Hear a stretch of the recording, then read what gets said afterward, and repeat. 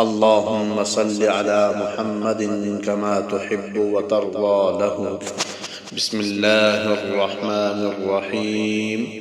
رسول اللہ صلی اللہ علیہ وآلہ وسلم نے ارشاد فرمایا، جو شخص کھانا کھانے کے بعد یہ دعا پڑھ لے: الحمدللہ الذی اطعمنی هذا الطعام ورزقنیہ من غیر حول منی ولا قوة، الحمدللہ الذی اطعمنی هذا الطعام ورزقنیہ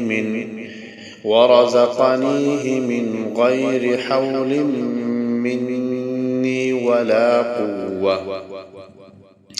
تمام تعریفیں اس اللہ کے لیے ہیں جس نے مجھے یہ کھانا کھلایا اور میری کسی بھی کوشش اور طاقت کے بغیر مجھے یہ کھانا عطا فرمایا، تو اس کے اگلے پچھلے تمام گناہ معاف کر دیے جاتے ہیں۔